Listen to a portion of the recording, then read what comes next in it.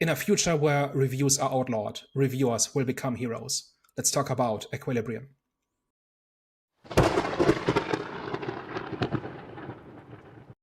Hello, everyone. Welcome back. We are back, the Eye of the Storm podcast. Daniel, would you like to let the people know what we're discussing today? So this is Have You Seen, in which we talk about a movie that some of us know well and others have just seen for the first time. This week we are talking about Equilibrium, which is a 2002 dystopian science fiction movie, which is about a future set after World War III. The survivors of that war have created a society in which all emotions are being suppressed with a drug.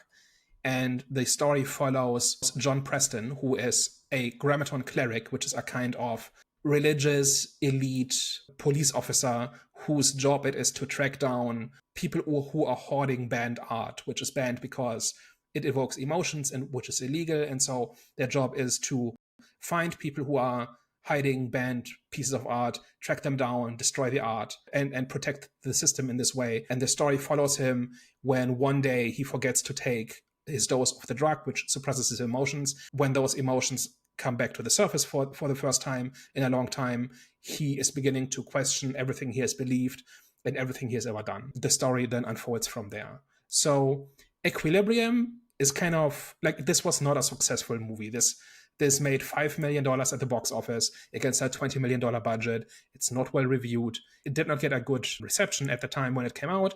And it's not one of those movies that get reassessed after 20 years and everybody realizes how much ahead of their time they were. This is just a pretty mediocre action sci-fi movie from the early 2000s. The reason that I picked it for this is that when I was first discovering movies in the early 2000s, this would have been 2003, 4, we were completely shut off from kind of like, this was pre-internet, and I was also living overseas. And so we kind of just found bootleg DVDs like in boxes, like on like in little shops. And we just watched whatever they sold, and we watched new movies, old movies, big blockbusters, small movies nobody had ever heard of. And some of these things we kind of latched on, and there wasn't big, and because this, like, the internet was in its very early days during that time, there wasn't really a discourse. There was nowhere to go to find out what we were supposed to think about a movie. And Equilibrium was one of these movies that we discovered and watched, and it blew our minds at 16. And in our minds, we kind of filed it under, like, in one bucket with The Matrix, right? So philosophical action, science fiction, cool action scenes, big philosophical ideas, whatever. And I was kind of surprised later on, after a few years, when I found out that actually Equilibrium is pretty bad, or it's widely regarded as pretty bad. But in my heart, whenever I watch it, I'm back 2003 on the couch with my friends, thinking the gun cutter was the most amazing thing ever. So my question to you, you just saw this for the first time, right? Correct, yes. And you had never heard of it before either, right? So you were going into this completely fresh. I had no clue what I was about to watch, to be honest. But when I saw Christian Bale was in it, I was like, okay, I've got some hope for this movie. Yeah, like Sean Bean is in it. I think Emily Watson is a decently large name. You know, these are real actors, right? Playing in this fairly low budget, schlocky sci-fi movie. And we'll get to the cast a little bit and, the performances or whatever. But just watching this completely blind in 2025 with no bias and no previous expectations, what did you think of Equilibrium? This movie is fantastic. This movie is great. Honestly, at first when I was getting into it, I was a little bit confused as to kind of what was going on, what I was watching.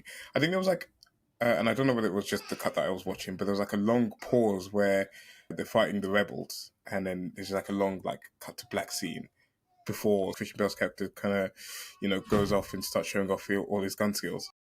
But in that little pause, I was a bit like, okay, what's going on? This is a bit, strange or whatever. But once the action got going in there, I was like, this is wild. I was like, this is so, like, what he's doing is, it looks like it shouldn't be good, and it looks like it should just be like really cringy, the way he's like moving his hands about and just like shooting everyone like 600 times and stuff. But for whatever reason, I got such a kick out of the action, and anytime there was any action in this, it was just completely thrilling. I was just so immersed in it. And then you have the whole premise of the movie, which you described for the people. And I always like things like that. I always like things where you're kind of chucked into, it's a normal world, but the rules of society is, something that's completely out of whack and something that's completely so far left or right that it's like you couldn't possibly conceive it, but this movie is going to show you what it's like and how people live in this society. So a similar thing to that is something like The Handmaid's Tale, where they have a society where they need these women to get pregnant. And if you've seen it, it's a great first couple of seasons of that show. But back to this movie, I was like, okay, this is interesting. A world without feelings and emotion because they were blamed for, why we had so many wars in the past. You can quite clearly see how oppressive and how dominating and controlling the organization that he worked for was. You kind of know what you're gonna get from the movie in terms of, okay, you've got this person who seems so by the books and seems to believe so much in what his cause is, and then you're gonna go on a journey with this character to slowly unravel his mindset on it and slowly unravel his way of thinking to sympathize with the rebels and the people that are trying to still feel or still get some emotion in this world. So it was something that I was going to follow. It was something that I kind of expected in terms of how the story was going to play out, but it was still very interesting. It was still, a lot of the character dynamics between Preston and his news and the body cop, even the small moments between, like Preston and his kids and when they're going after the rebels and stuff like that. It was all just really great, really engaging, and just really fun to watch, to be honest. Yeah, so I'm actually kind of surprised that you like it so much, because this is peak early 2000s try-hard edgelord stuff, right? Like the gun kata and everybody's a stoic badass and the martial arts and just the entire aesthetic. Like, I thought this was amazing at 16, right? And like watching it at the time. But I think for me, this is one of those things that has not aged very well. Not because there's necessarily anything wrong with it. It's more like it's a little bit try-hard teenager, right? For me, the reason why I liked it so much is that I just enjoyed the absurdity of it. So the absurdity of everyone being dead serious and the absurdity of the mechanics of the way that they were fighting. I don't know. It just kind of, it just had, I don't know. It just kind of got me excited. I don't know why. And I think in part of the absurdity as well, in part of the stoic badass stuff, I kind of found the humor in it, especially in the scenes where I think it got even better was when Christian Bale was off of the suppressant drug and was having to fake it or was having to still put on the act to try and mask that he was feeling emotion. I think even in those scenes, it was even better for me. It was just great to watch. So I get why people would say it's teenage badassery and kind of like edgelord stuff, but I don't know. I think there's a lot of fun to be had in it. Yeah, and that was kind of a little bit my experience too, like watching it this weekend. It's like, it's stupid, it's silly, it's pretentious, and I'm having a good time. It's just they put so much effort into it and it's so earnest, and it's like, but it's not even that impressive, right? They ultimately just stand in the middle of the room and kind of do this, right? Like they kind of point their guns in like predetermined directions and they hit everybody. You know what I mean? Like the choreography is not that impressive. It's not that thought through. Doesn't impress you with anything special. It's literally just saying, hey, we've used statistics to analyze gunfights, and this is where the enemy is, and this is where the bullets go, so we're just gonna not stand, and then we don't get hit.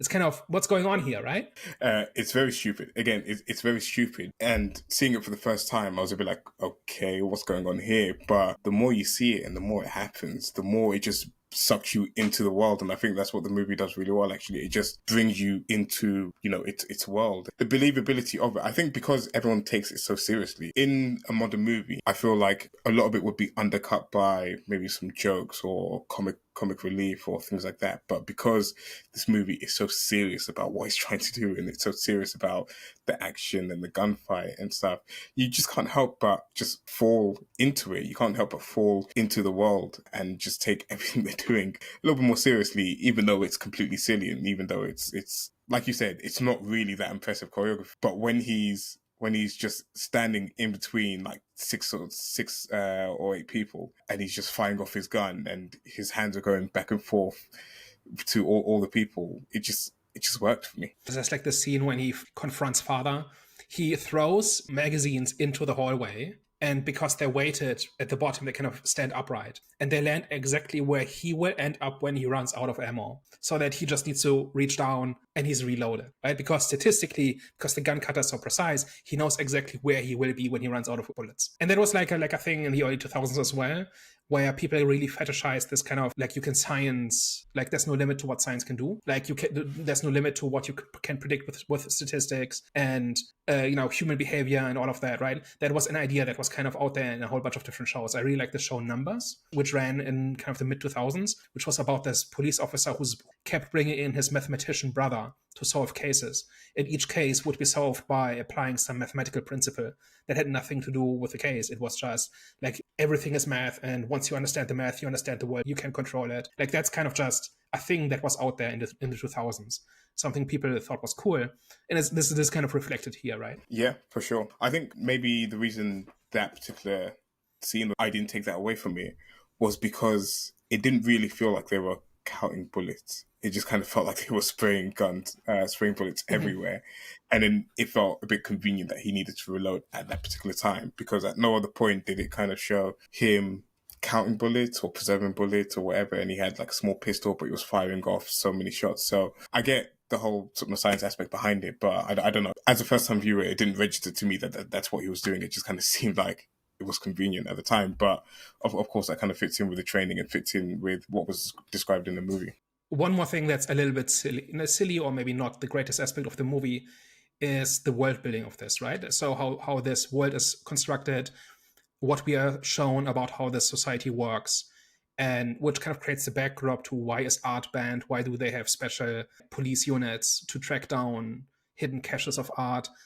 Somebody was really proud of themselves for coming up with the word sense offender. Do you pick up on that? Yeah, I was a bit like, this is a bit too close to the other word. I was like, okay, they're treading a line. Well, that's the point, right? Like somebody thought of that in the shower, scribbled this down furiously, and then pitched it at the next meeting and said, we have to use this. This is great. This is amazing world building. But again, it ties into this idea that it's so stupid, but it's presented in a completely honest way.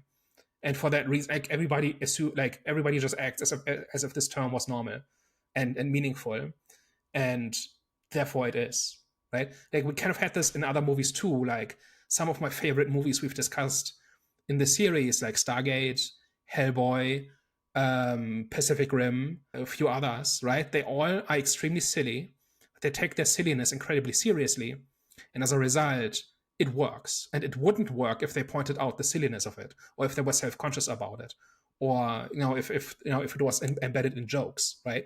This whole bathos idea, right? Bathos is like when you build up tension and then you undermine it with a joke. That's a form of kind of relieving tension, but it's like that's kind of what we now know as Marvel humor, right? Because Marvel started doing this years ago, and no character was ever allowed to have an earnest, serious moment because of this. And this is the exact opposite, right? This is just completely serious 100% of the way through. The silliest and most ridiculous ideas are taken completely seriously. And I think it works better because of that, right? And then we have got like this world building. It's basically just a 1984 pastiche, right? Like the way, like the gray brutalism, there's even these 5 minutes of hate, right? In 1984, you have these 5 minutes of hate where people are basically allowed to hate. Like they're shown like video of a regime enemy, and they're allowed to hate that person because the government has told them it's safe to hate that person right now. And that's kind of like a public act of catharsis because everybody else is so repressed and too afraid to show their emotions. And they kind of copied that here. Like there's no real like they're not hating, but they are kind of like there's kind of a similar dynamic, right? Where they are basically shown the enemies of the regime, and it's clearly referencing 1984, right? Then Father is very much Big Brother. The people who are censoring the art is very much like the censorship in 1984. The flag is just outright a Nazi flag, right? Like it's like every dystopian regime you've ever seen. The red, black, and white colors that are just different enough from a Nazi flag to not be an issue, but it's clearly that, right? Like nobody has ever come up with another symbol for bad people than the Nazi flag. So it's like, it's completely basic, like in the way it constructs this dystopia, right? There's even like the slums where kind of like in 1984, you've got the proles, and I forget what they call them here, but there's like this underclass of people who are not part of the society. They're not on the drugs. They're outside the control of Father and of the regime. but they're kind of living in these slums and there's this underclass. So it is lifting word for word large chunks of 1984, right? But I don't know. I don't know that that's a really an issue. So I haven't seen 1984, and maybe a movie that we do one day. But I do agree with you that a lot of it felt quite basic in terms of, your typical symbolisms of the regime, the flag, what it represents, etc. And I can maybe go a little bit further than that as well, just in terms of the overall world building, in that whilst part of it sucked me into the world and, how serious everything was taken and how, the movie took itself quite seriously in there. But I kind of felt like we had too much of Preston's perspective on everything in this movie. And I didn't really feel like I kind of understood the rebellion really well. I didn't quite understand the downside of why the suppressant drug was completely bad for everyone, for the people that were working under those conditions, for the people that, maybe weren't a cleric and just had, regular jobs within the regime and stuff. And even people that didn't work directly for the regime, because it kind of felt like everyone had like one work location and everyone worked for the regime and there wasn't a wider scope as to kind of what was going on and sort of how it felt for the day-to-day person. Because, what does the suppressant drug do to someone that owns a bookstore or like a local sort of supermarket or something like that? I don't know. And those are, probably some dumb examples, but it just kind of felt like we didn't get that type of outlook on just kind of like day-to-day people and, on the ground level, how this world works and why the suppressant drug was meant to benefit society and essentially why it's a good thing or why is it a bad thing. I don't know. I just kind of felt like a little bit of that was missing for me in the movie. Yeah, one of the differences to 1984 is that in 1984 we are following relatively average people, right? Like the protagonist of 1984 is like a censor, right? He basically redacts newspaper articles all day. And here we are looking at this elite badass cop, part investigator, part SWAT guy, right? Can I just say, I actually did like that we had his perspective in this, because it almost felt like similar to what they almost did in Star Wars, where you had Finn as a stormtrooper that defected, and you could have told a really interesting story from someone that came from within and was potentially high up in the Star Wars universe. But here I quite like that he was someone that was like so high in the system, so deep in his faith and so deep in his belief in what he was doing, and then seeing that slowly fade away and like his change and him, slowly starting to wake up. So I do give praise to the movie for that. But continue what you were saying. There's nothing wrong with it exactly, right? That's the story that's being told, and that totally fits. But it doesn't mean we don't see the ground level, right? We don't really see the society functioning. What it also doesn't do is really make a case for what a society without emotions looks like. Like everybody has these really strict hairstyles and wears gray and has these emotionless expressions on their face. But that's kind of it. Nobody really thought through what a society looks like in which people don't feel anything. And it's not just about people not smiling, right? And people not having fun or people feeling emotions at listening to music or something. It's also wanting anything, right? Like, why do people get up, up and work in the morning other than being forced to? Why have families? Why care for your children? Why do anything, right? Like, all of these are emotions because that relates to stuff we want. And what does a society look like in which nobody wants anything? Because that's ultimately a very, like, the most basic emotion. And I don't think the movie really does anything to really explore that idea at all. It just purely focused on the idea of beauty, right? Specifically as evoked by art, which it's not the worst, right? This is clearly referencing Fahrenheit 451, right? Where reading is banned, right? In order to control the population, and firefighters are book burners, right? That's what that is about. So all of that is kind of name checked or referenced in some way. But every time I watch Equilibrium, I'm a little bit frustrated that there is no real thesis for why emotions are so bad. You kind of just takes it for granted that emotions means war. And without emotions, there are no wars. Like, you could say that is something, like, that is a story the government tells to control people, and people buy into it. It is not really true.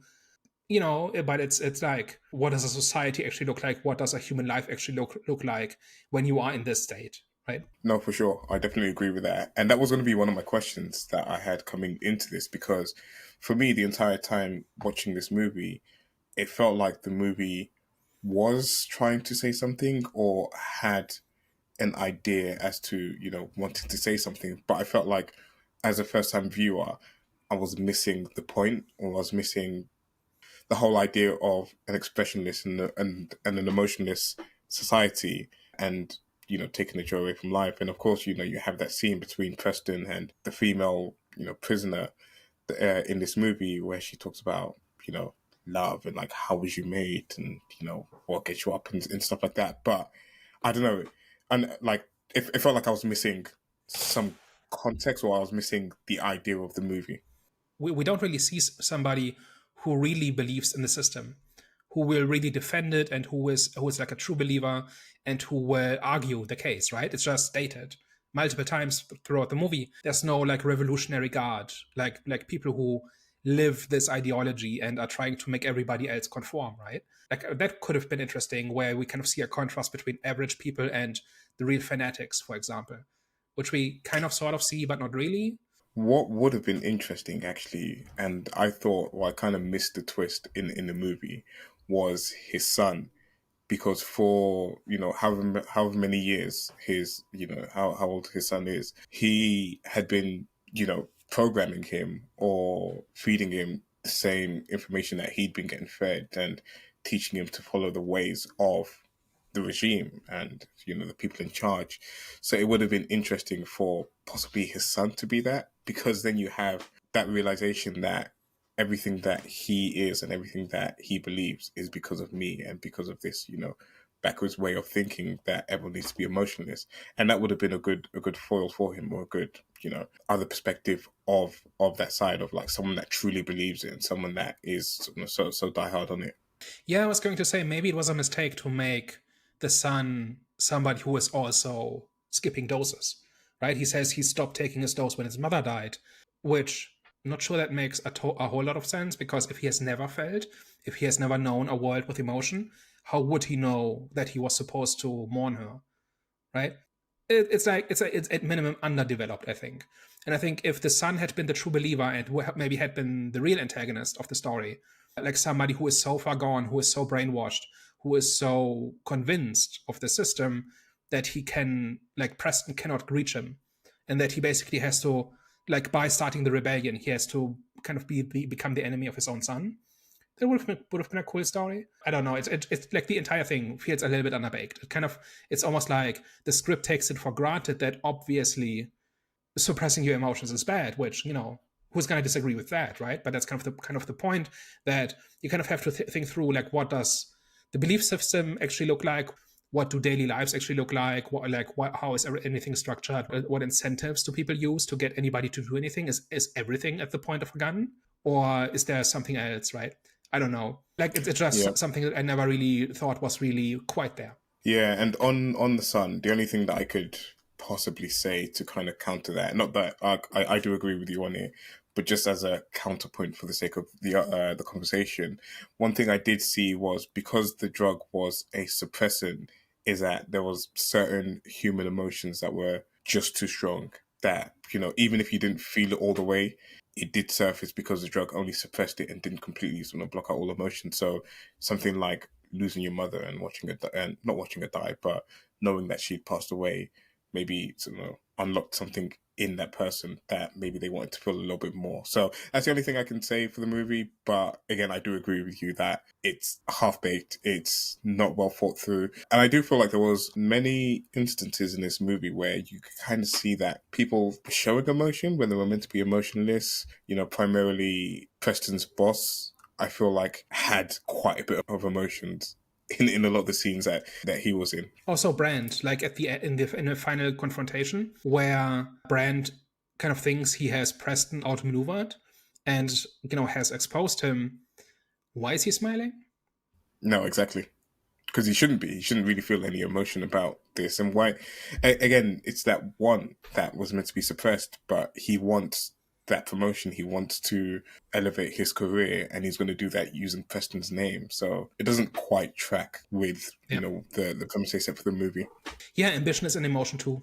Yeah. So I feel like whilst I do enjoy the movie and I actually do hold it in high regard, and it's actually just an entertaining watch, when you do dig into the plot, when you do dig into the premise of the movie and the idea of it and how it plays out across the whole movie, there's definitely a lot of holds, and there's definitely a lot of areas where you're like, you could have probably worked on this a little bit more. You could have probably spent a little bit more time showing us the full perspective, showing us again, because it's not a small thing, when you're departing so far from what is deemed normal in society, where you have a completely emotionless society where no one is able to feel emotion. You have to really show what the society is like, and you have to cover as many angles and as many aspects of it in the movie that you can, that obviously makes sense for the movie and the plot and stuff like that. But I feel like we're just lacking so much of that in this movie. And I think that is what's interesting, right? This whole, how do you sell people on this? Like, I can kind of imagine a world in which the devastation of World War III was so complete that people would have done anything to stop it, to prevent it from happening again. And somebody comes along and says, hey, like, this is the problem, and I've got the cure for this problem, and if you do what I say, you will never suffer through this again. I can see the appeal of that, right? But it's now a generation later, at least, if not more. And like, the people who now live in this world should view things in a way that either buys into it, or where they realize it's not really true, but they have to do it anyway because the system is constructed in such a way that they have to comply. And if they don't, that's too dangerous for them, right? I don't know, like something's not quite there. Also, the rebellion as well. I feel like they were really underserved in this movie in terms of, again, when you have a society that's about to make a decision to completely go the opposite direction and completely change up the rules of society and how things operate, of course you're going to have those dissenting voices, and they're not all going to be lowly figures. They're not all going to be the bottom class of society. You'll have people in power, you'll have politicians, you'll have X, Y, and Z who probably also oppose the direction that the people in control want to go in. But I don't feel like we really got a sense as to who they were, why they were formed, who, a good sense of like the leaders of the rebellion and essentially what they were trying to achieve. It was just, again, just something that wasn't thought all the way through as to the story of the rebellion and what their whole deal is. And there's also the question of what's the point? Like, what's the big message at the end? Is it just that emotions and art are good and we shouldn't neglect them? Okay, what else you got? Right? It's a little bit basic. Even the whole, like, if you try to look at it through the lens of you need to experience life and feel and appreciate the little things, because there was a lot of emphasis on just like touching things and like having that sensation of feeling things, whether it's through like your hands, your eyes. It was like, okay, like, what more is there that you're trying to say from this movie? To be fair, I was actually kind of hoping that we come into this discussion and I pick up on stuff that I was missing in the plot and in the story and, in the message I was trying to tell, but it just kind of seems like it wasn't. So it does bring the movie down a little bit for me because of that, but I still had a good time overall. Yeah, it may well be that there's some kind of subtext that I've never picked up on, but I think it's pretty straightforward. Like, it really is like, the government is trying to get you to suppress your feelings. You're becoming a cog in a machine. You are not living on your own terms. You're not fully human. And here's the rebellion to break the system, and then you can be like a full human again, which is a fine setup, right? But I don't think there is that much to it. There is kind of the hypocrisy of the leadership, right? Where it's revealed that father is not only fake, he's also not on prosium, right? So the guy, like the guy who, like, the figurehead of this belief system that gets everybody to suppress their emotions is a hypocrite, right? He's not doing it himself. And it didn't feel like they kind of did very much with that either. It's more like, of course, the bad guy is a hypocrite. Yeah, I was a little bit, well, I was going to say I was a little bit unsure, but no, there was like a point where I was like, okay, no, it seems like he isn't on this suppressant drug, because it was like clearly showing too much emotion. But I don't know what to say on that. It's just like another angle of the movie. I kind of feel bad for this movie now, because the more we're talking about it, the more it's coming down in my estimation in terms of, how much I liked it. Because it's becoming clear that it's one of those movies where you watch it, it's exhilarating, it's fun, you have a great time with it, and then you step away from it and you start to actually think about the movie and you're like, this doesn't really make sense. And I think that's another, not that it doesn't make sense, but it isn't as developed and it doesn't go the places you want it to go, or it doesn't really go anywhere anyways. And again, that's another example of it, because how do the rest of the people feel? It just kind of, again, it's not like anyone questions him. It's not like anyone even challenges him on it.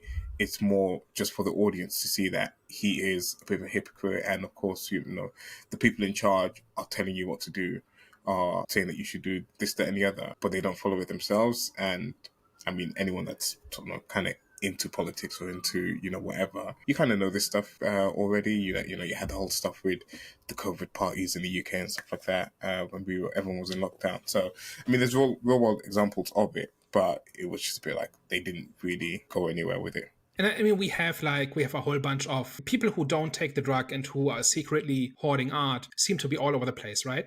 There's Mary, who is like in custody for most of the movie and kind of challenges Preston's conscience a little bit. Then his wife was convicted of being a sex offender, right? The Sean Bean character, Ryle Partridge, he also kept sneaking out contraband art whenever they did a raid, right? So these people seem to be all over the place.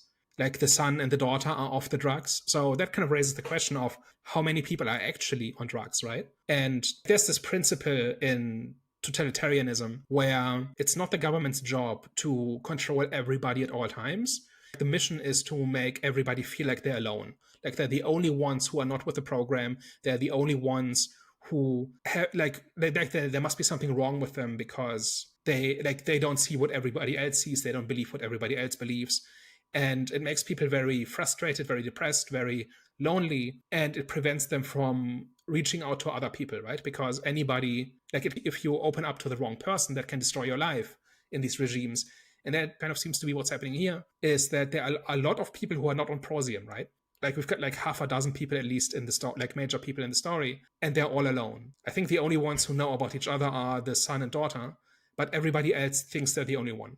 But do they though? Because when they first arrested the woman and they break down the wall and they see the entire collection, she almost has like an entire room of, you know, art and furniture and stuff. And it's like, the guy was like, you're clearly working with someone. There clearly is a network. We're going to find the people that you are working with. So it felt like there was this black market or underground market where people are working together and ours not working. Actually, how do you even like ship this stuff into people's house? Like, how do you even get like a whole like couch or, you know, a chandelier and stuff into people's houses? I kind of figured that people just hid it when the government cracked down. Like everybody had the stuff in their houses, and at some point everybody had to turn it in. But a lot of people just kept some stuff, right? They kind of walled in a room, and that room has all the paintings and the nice furniture, and they basically handed in whatever it was they had to hand in to avoid suspicion. That's kind of like, there's why there are these rooms full of art and furniture and carpets and all of that, right? You're right, you can't really transport it. So I imagine that there's just a whole bunch of places, like houses, that have like a hidden room or a basement where people kept this stuff and have kind of hidden it from the regime. But then that just makes Preston's line.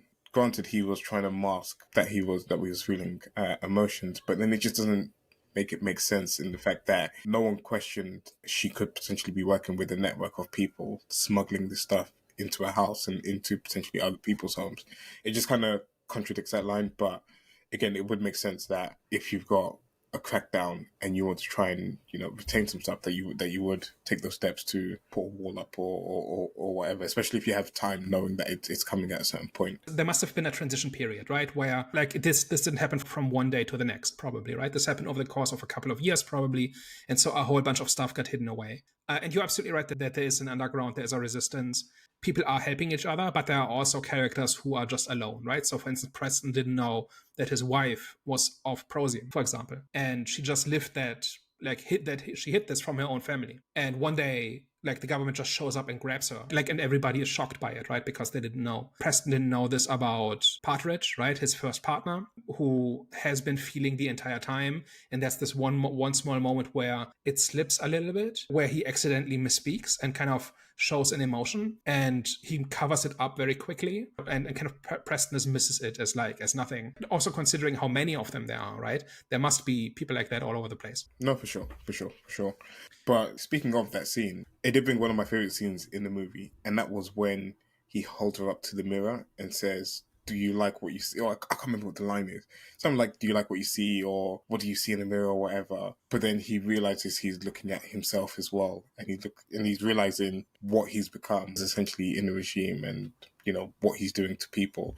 And I just thought that scene was great. It's like easy, not anything mind-bending, but I just appreciated it. And just like the way it was acted by Christian Bale, the look in his face, this like slow realization of who he was and what he was doing was just all great for me. Yeah, and that leads into, like, we've been trashing this movie for 40 minutes now, but I think there's actually one big part of this that really, really works. Like, the gun kata is silly fun, and the aesthetic is a little bit derivative, but it works, right? It gets the point across. But like, I think the reason that this movie has not faded into obscurity, right? Like, it's not just because it's got Christian Bale in it, but the reason I think this kind of stands out from a lot of dystopian science fiction, which the average dystopian science fiction movie is not great, right? It's like the average is not very high. And the reason this one sticks out, I think, is Preston's arc.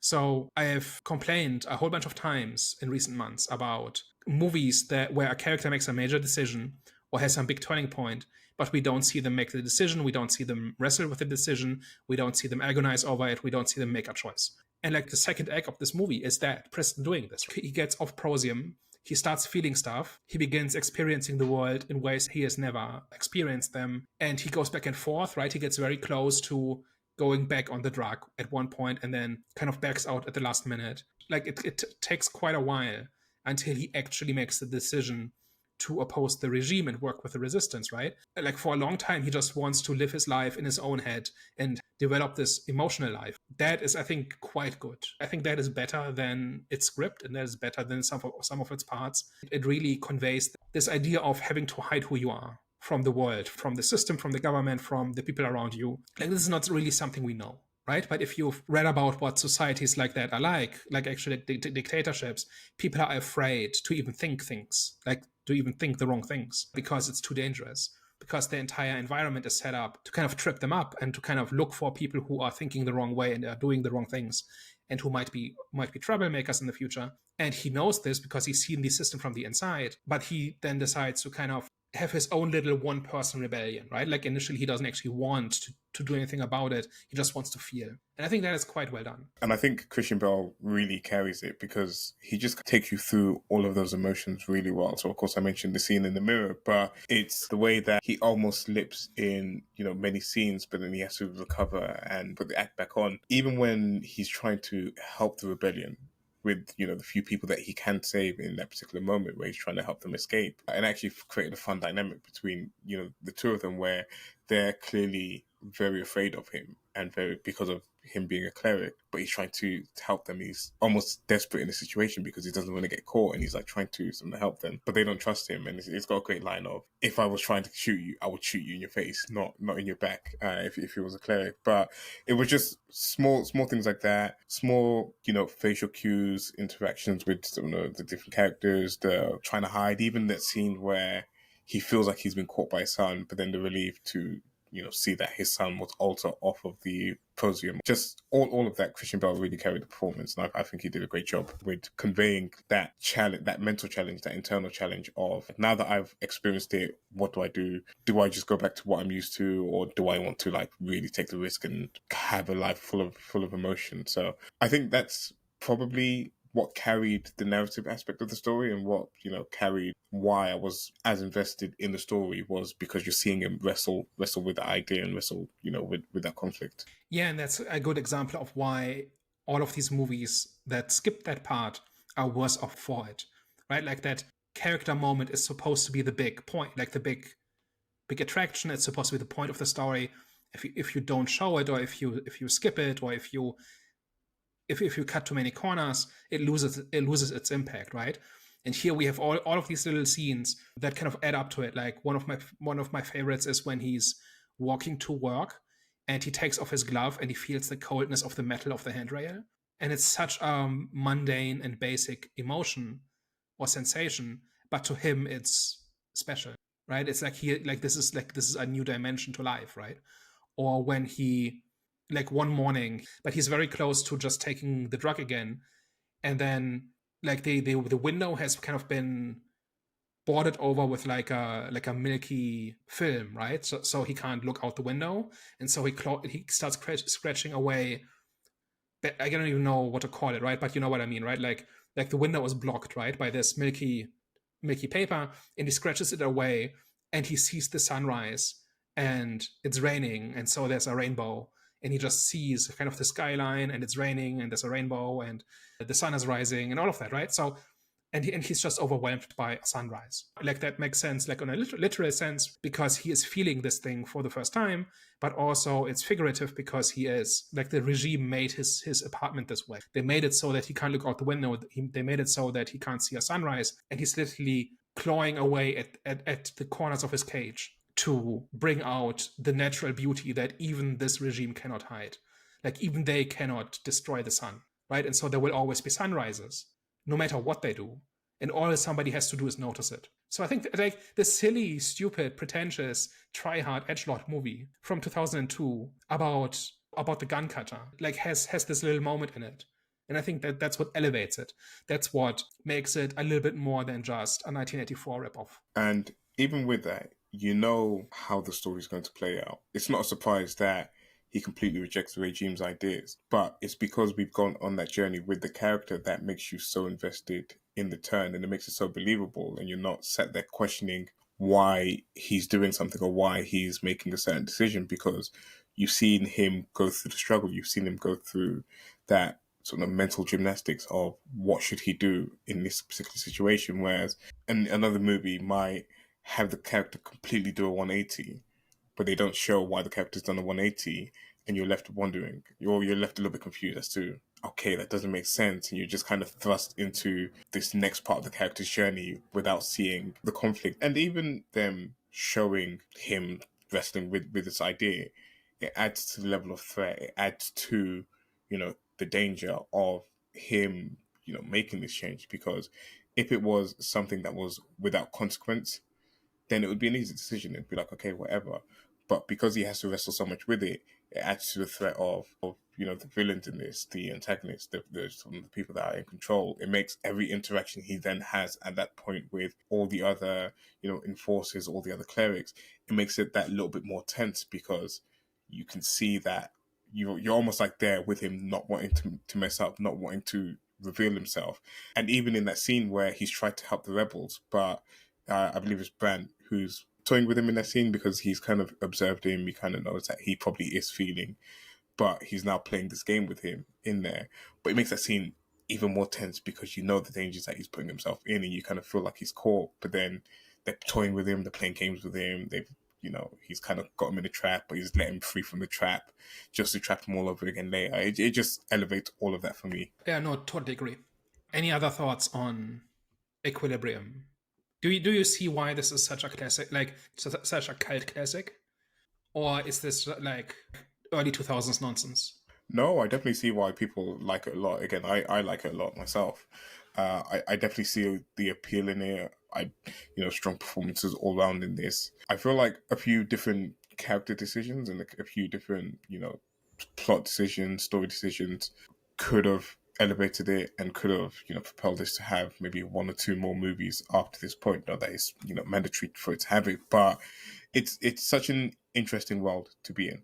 One where there isn't emotion, and that immediately speaks to me. So again, I mentioned Handmaid's Tale at the top of this review. It's concepts like that, it's ideas like that, where you're just kind of thrust into this completely random, random world where you have, these people that have this iron fist over society, have these strong rules that can't be deviated from for the people that live in that society, and they're sort of kind of being ruled with an iron fist, essentially. And then it's just like the idea of, how do people live in that? How do you escape from that? How do you kind of break free from those chains? So things like that always interest me. I kind of have a bias for things like that. I just kind of wish it was executed a little bit better in terms of its themes, its messaging, and its ideas. And in that sense, it was very bold, actually. I forgot to mention, it was very bold in the fact that it killed some dogs, because I know that's a big no-no of killing dogs and killing children in movies, even though you don't technically see it. And then he does save a dog at the end to maybe appease it a little bit. But I did like that it was bold in that it, killed some dogs. And you could hear folks being killed. Like in general, I think like taboos like that just are crutches. It's like, yeah, it's sad when somebody kills a dog, but it's also sad when somebody kills a person. Like bad things can be depicted in a movie as long as the movie doesn't, like if somebody makes a movie in which we cheer at the person killing the dog, then maybe something went wrong. But like this whole, like, no matter, like, you can portray war, you can portray intense suffering, but don't hurt a dog. Like that's, like, I've never understood why that is the line. Like it fits the story, right? Like it didn't have to be dogs, but like this whole idea that all the people, and like in that particular scene where they raid this resistance group, right, and they've got dogs, like they've got pets, and the people who are on Prosium don't understand why anybody would keep a pet, right? Like they think they like, one of them speculates that maybe the dogs are food, because like none of them have ever had a pet. They've never seen anybody have a pet. The idea of an emotional connection with any other living thing, never mind an animal, is just completely alien to them. And instead of making kind of a big deal out of it, they're just confused. And they kind of talk about it for a minute, about like, what are these people doing? Right? Why do they keep these animals around? And that was probably one of the more subtler touches of the world building. Everything else is pretty much in your face and pretty overt and pretty obvious. But that one was like a little bit, like, had like a shade of subtlety. No, agreed. Overall, I think very, very enjoyable. Potentially could be remade one day, maybe with, and this is where I support a little bit of adaptation to the story, as long as it's done in a way where the world building feels a little bit more richer and we kind of have a little bit more insight as to some of the dealing. And maybe you tell the story from a different perspective. Again, even though I like the perspective in this particular movie, I do like seeing someone so high up in the system defect from the regime. But even if it helps with the world building to tell a story from a different perspective, it'd be very interesting, because it's just like quite entertaining. I'd wonder if they keep the gun cuts if they actually remade it. But for me, it's kind of what made the movie and what made the action more unique than some of the other action that I've seen, because they could have quite easily done run-of-the-mill action where you had something like The Accountant 2 this year, where it's just run and gun. And it isn't creative, it isn't innovative. You've seen it 1,000 times, and it's just basic, and it doesn't really get you off your seat. Whereas this is at least different. It's a little bit unique. It's a little bit weird, and there's some explanation behind it. There's some, like, ideas behind it, whether it all makes sense or not, whatever. But it's just something different that I hadn't seen before. And obviously, you have examples like The Matrix and stuff. And my recollection of The Matrix isn't as strong, because I haven't seen that in a very long time, but it was just refreshing to not just see someone run and gun. And there's a bunch of movies like this that kind of mix guns and martial arts from the early to mid 2000s. So this is not the only movie that did this, but sorry, I think it might have popularized the idea. Can I just say, sorry, actually, the best fight scene, hands down, was the hand-to-hand combat with the guns, where they're just like firing it off, but they're doing like hand-to-hand combat at the same time, and they're letting off the guns and they're missing each other, but they're just like fighting and stuff like that. That scene, epic. That was hands down best action scene in the movie. And I think it was the only one where they actually mix guns and martial arts, because they're essentially trying to shoot each other, but then they keep blocking and deflecting and dodging as if it was like martial arts. I think that was the only time where that actually happened. Everything else was like this choreographed dance, which is a little bit less interesting.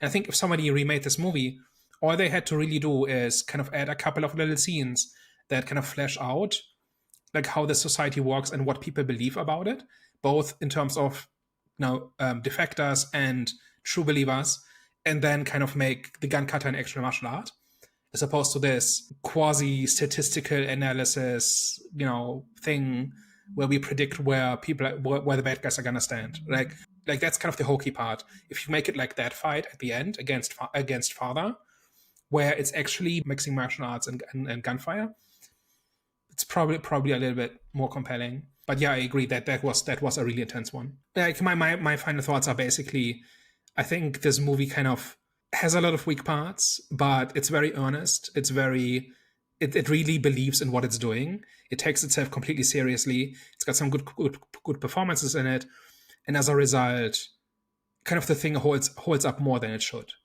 like on paper this should not work as well as it does, but I think it does for these reasons, and because we've got a strong character arc and with strong moments. That's the spine that holds the entire thing together, and that's the thing. Like that's why we care. Like watch most movies like this, and they kind of are missing that, where we really care about the protagonist, and the ones that really have stuck around, that people remember, that really got people excited, are the ones with a strong character in the middle, whose journey as they kind of rebel against the system kind of is compelling enough to keep our interest for the entire time.